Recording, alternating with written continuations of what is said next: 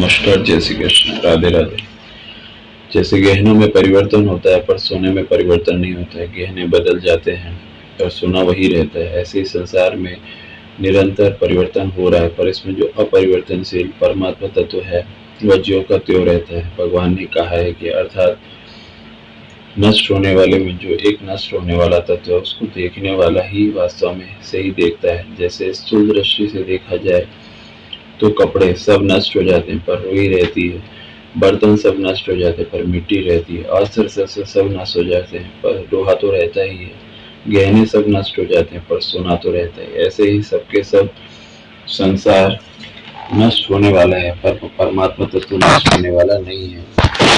उस कभी न बदलने वाले और कभी नष्ट न होने वाले तत्व की तरफ ही देखना चाहिए, उसको ही मानना चाहिए, उसको ही जानना चाहिए, उसको ही महत्व देना चाहिए। जैसे हम कहते हैं कि ये पदार्थ है तो इसमें पदार्थ तो परिवर्तनशील संसार है और अपरिवर्तनशील परमात्मा तत्व है। संसार में देश, काल, क्रिया, वस्तु, व्यक्ति आदि तो अनेक है पर उन सब में है रूप से विद्यमान परमात्मा तत्व एक ही है। साधक की दृष्टि से निरंतर उस है पर ही रहनी चाहिए। वह है एक ठोस चीज, उसको नित्य निरंतर प्राप्त है। संसार कभी किसी को प्राप्त हुआ ही नहीं है, प्राप्त है ही नहीं, प्राप्त होगा भी नहीं, प्राप्त हो ही नहीं सकता है। उससे भूल यह होती है कि हम उस शरीर संसार को है मान रहे हैं, वास्तव में है नहीं। शरीर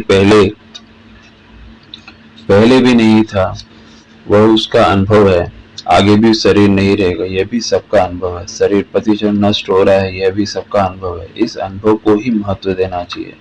अगर भक्ति की दृष्टि से देखें तो सब रूप में एक परमात्मा ही हमारे सामने आते हैं। हमें भूख लगती है तो अन्न रूप से ही आते हैं, हमें प्यास लगती है तो जल रूप से आते हैं, और हमें प्यास लगती है तो जल रूप से आते हैं। हम रोगी होते हैं तो औषधि रूप से आते हैं, हम भोगी होते हैं तो भोग्य रूप से आते हैं। हमें गर्मी लगती है तो छाया रूप से आते हैं, हमें सर्दी लगती है तो वस्त्र रूप से आते हैं। तात्पर्य है कि सब रूपों में परमात्मा ही हमें प्राप्त होता है, परंतु हम उन रूपों में आए हुए परमात्मा तत्व को भोग करने में लग जाते हैं और परमात्मा दुख रूप और नरक रूप से आते हैं।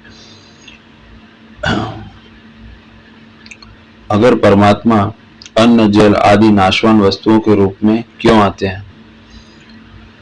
हमें अपने शरीर को मानकर अपने लिए वस्तुओं की आवश्यकता मानते हैं और उनकी इच्छा करते हैं। परमात्मा भी वैसे ही बनकर हमारे सामने आते हैं। हम असत में स्थित होकर वह देखते हैं, परमात्मा ही असत रूप से ही दिखते हैं। हम परमात्मा को जैसे देखना चाहते हैं वैसे ही वे दिखते हैं। जैसे बालक खिलौना चाहता है तो माँ रुपए खर्च करके उसको खिलौना लाकर देती है, ऐसे ही हम जो चाहते हैं परम दयालु परमात्मा उसी रूप में हमारे सामने आते हैं। अगर हम भोगों को न चाहें तो भगवान को भोग रूप से क्यों आना पड़ेगा, बनावटी रूप से क्यों धारण करना पड़ेगा। हरिओम, जय श्री कृष्ण, राधे राधे, राधे राधे, राधे राधे। ये बातें वही समझ सकते हैं जो साधक है।